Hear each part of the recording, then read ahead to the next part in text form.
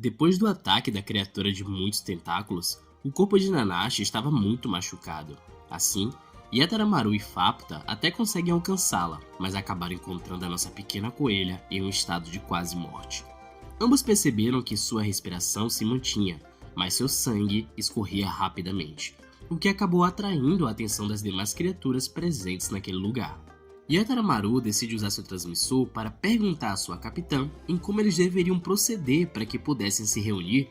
O cozinheiro substituto então diz a Fapta com um olhar confiante que eles iriam salvar Nanashi a qualquer custo, pois, por ela ter salvo Menai e Shirumi do ataque iminente, agora isso fazia com que eles tivessem uma dívida com ela.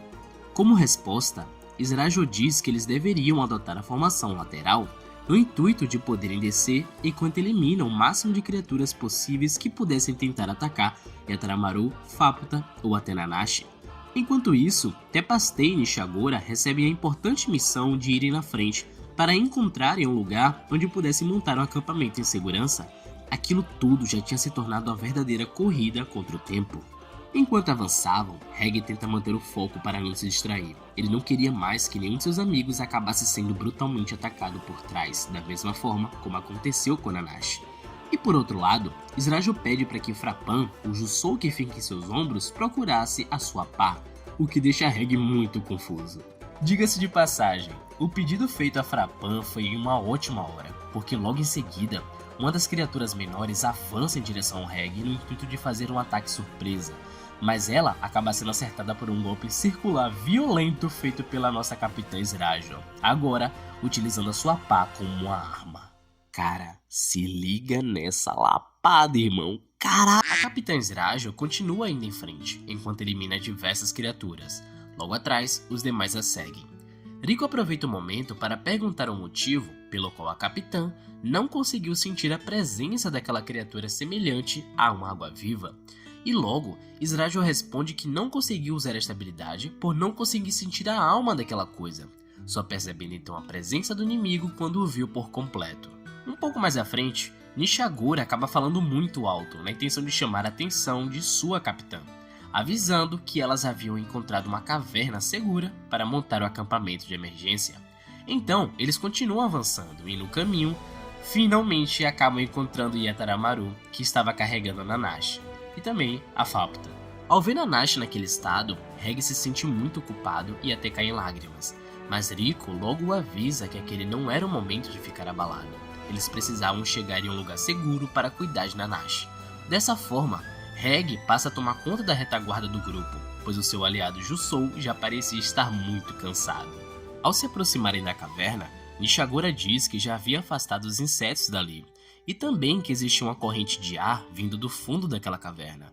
Logo, Izrajo pede para que ela investigasse o que poderia ser aquilo. Agora que haviam chegado em um lugar seguro, todos ali finalmente podiam focar suas atenções nos ferimentos de Nanashi. Por isso, Reg pede emprestada à capitã da Rio Rex uma relíquia que o ajudaria a pegar água, em uma cachoeira que ele viu mais acima do lugar onde estavam. O nome do artefato era Crumpler Pot, e para os que não lembram, essa é uma relíquia roubada do Idle Front de Bondrewd, e também aquela banheira que eles usaram para tomar banho alguns capítulos atrás. Um tempo se passa, e agora o grupo inteiro passa a analisar os ferimentos de Nanashi. Yataramaru percebe que os fluidos daquela criatura acabaram adentrando no corpo da nossa coelha brabíssima, mas com um pouco do seu veneno ele conseguiria conter os efeitos. Mas ainda era algo muito arriscado, e o procedimento poderia levar Nanashi diretamente até os braços gélidos da morte. Com uma vontade imensa de ajudar e não só ficar parada, Rico pega sua mochila e joga tudo no chão, no intuito de poder encontrar alguma coisa que pudesse ser útil. Yataramaru então percebe que eles possuem muitos instrumentos cirúrgicos, mas decide usar os seus próprios porque eles são à prova de corrosão. No final das contas, eles encontram uma coisa um tanto quanto estranha, semelhante a uma garrafa muito velha. Coisa essa que eles não sabem o que é e nem como foi parar ali logo de início. Porém, de repente, Fapta chama por sua mãe ao sentir o cheiro daquele objeto estranho. Isso faz com que Reg e Rico percebam que aquilo foi algo que veio da própria Vila dos Sequelas, algo que foi dado como um presente de despedida. Porém, o efeito verdadeiro acontece quando eles retiram a tampa da garrafa, fazendo com que um cheiro de álcool se espalhasse pelo ar. aquilo chama bastante a atenção de Nishigora e de Yataramaru, que reconhece o líquido interior. Aquilo se chama Muton Yakusho, ou seja, o licor medicinal dos sonhos. Assim, Yataramaru teve uma ideia de usar o Muton Yakusho para estabilizar o corpo de Nanashi enquanto ele realizava os procedimentos cirúrgicos necessários. Porém, ele avisa também que enquanto usasse de seu veneno para eliminar os fluidos da criatura, provavelmente Nanashi acordaria durante o tratamento. Logo, esse seria o momento ideal para que Riko e Reg a fizessem tomar o licor. Pouco tempo depois, Nanashi acorda engasgando, e então os meninos agem rapidamente para que ela tomasse um pouco do licor. Porém, uma reação tanto quanto inusitada acaba acontecendo quando Nanashi abraça o Reg durante o tratamento. Ela passa a dizer coisas muito estranhas, tipo, "Pra onde você tinha ido?" Ou então, "Por favor, não me deixe, Michi." Ou seja, ela realmente passou a delirar pensando em sua velha amiga falecida. O que é isso aqui, Akihito? Com todos os procedimentos feitos, Nanashi estava salva agora. Porém, ainda precisaria descansar mais alguns dias. Seu corpo estava cheio de bandagens e em uma de suas pernas havia sido alocado um fixador externo para arrumar a posição de seus... como é que eu posso dizer? Ossos esmagados. Além disso, ela, ainda sob efeito do licor, parecia bastante confusa e continuou confundindo o Reg com a Michi. Bom, bora dar uma pausa aqui e aproveitar que a Nanashi tá viva de novo e ter uma conversa franca, né? Fala, meus aventureiros, como é que vocês estão? Eu espero que estejam bem. Eu sou Shurou e esse é mais um vídeo de Made Abyss aqui no canal. Eu sei, eu demorei pra caramba pra me manifestar e trazer alguma coisa nova, mas agora eu posso finalmente dizer com todas as letras que essa bodega que eu chamo de canal vai voltar a ter vídeo normalmente. Eu ainda não sei dizer exatamente qual seria a quantidade de vídeos em um determinado tempo que eu conseguiria fazer com esse meu notebook todo bagaçado, mas qualquer coisa eu vou avisando vocês nos posts da comunidade do canal, tudo bem? Sendo assim, eu espero que vocês aproveitem esse vídeo, deixa o like aí embaixo, na moral, isso ajuda e fortalece bastante aqui o canal, tá bom?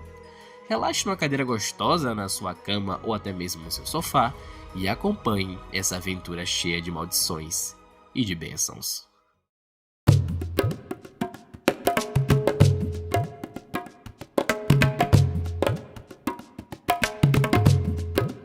Depois de se acalmarem um pouco mais, Riko, Reg e Faputa percebem que Yataramaru chegou ao seu limite, pois o seu corpo começa a sofrer com um efeito colateral por manter o poder do apito branco ativo por tanto tempo.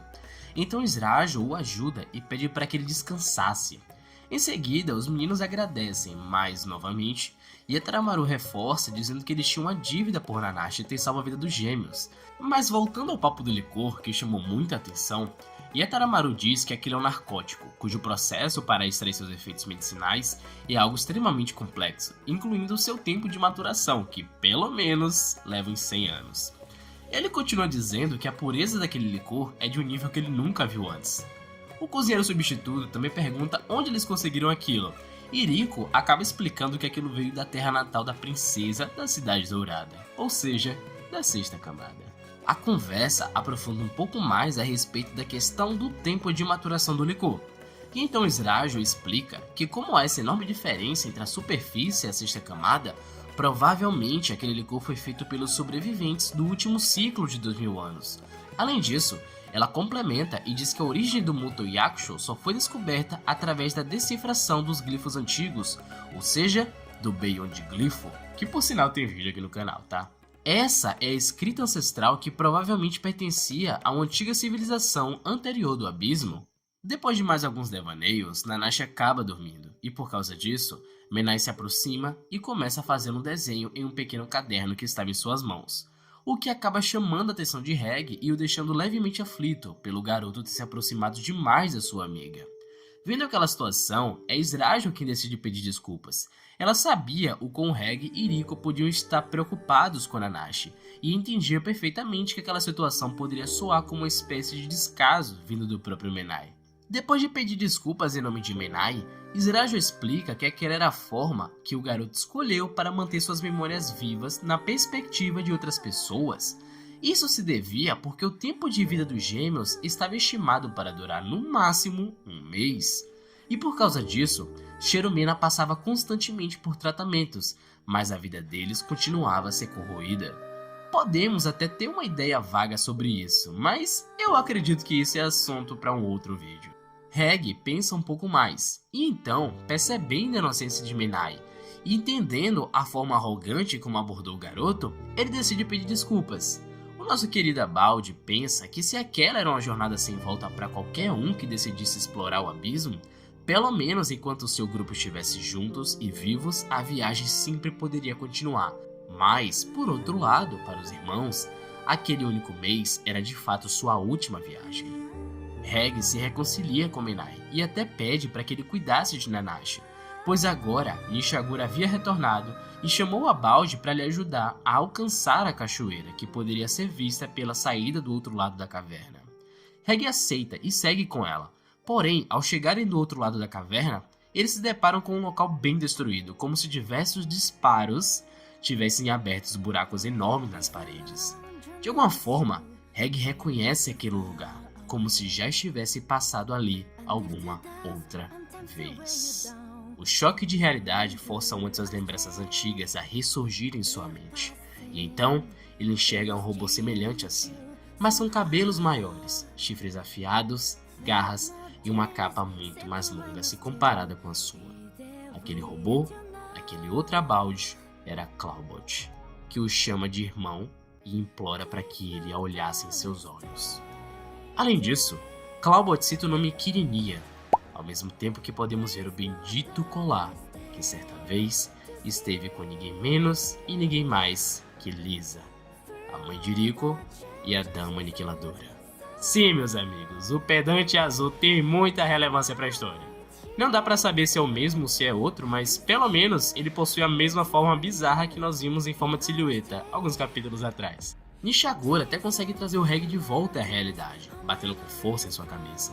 Mas o pequeno Abalde continua devagando consigo mesmo, e se questiona se poderia ter sido ele quem fez aquilo, em algum possível passado distante. Agora, a cena muda rapidamente, e somos levados para um lugar da sétima camada, ainda naquela mesma região. Lá, encontramos uma seguidora da sacerdotisa que carrega um puta de um rifle gigante. Essa nova personagem divaga sobre a presença de Reg, e diz que é como se um incendiário tivesse retornado à cena de um crime, ou então instinto que deseja retornar ao ninho distante. Mas ao mesmo tempo, ela sente que é como se fosse uma outra coisa. Porém, a sua fala mais importante não é direcionada em pensamentos para o Reg, e muito menos para Nishagura, mas sim para Tepaste, onde ela diz, espere por mim, confirmando assim mais uma seguidora de Miko, a sacerdotisa das profundezas abissais. Pois é, meus amigos. Tivemos muitas revelações bombásticas, teorias caíram por terra, teorias novas surgiram e algumas coisas já estão fazendo mais sentido. A música de Haruo Mario foi um atacado e tanto, porque agora sabemos que há coisas literais em meio a olhar da figura de linguagem. O Nash, citado por essa personagem, muito provavelmente é um distante falado na canção. Daqui pra frente eu não tenho dúvidas que o bicho vai pegar no nosso anime bonitinho e caótico ao mesmo tempo. De qualquer forma, se vocês ficaram até aqui comigo, eu espero de verdade que tenham gostado, tá? Então acho que é isso. Eu vou conversar com vocês depois na aba de comunidade, tá bom? Eu acho que é isso, pessoal. Se cuidem, fiquem bem, por favor, tá bom? E até a próxima.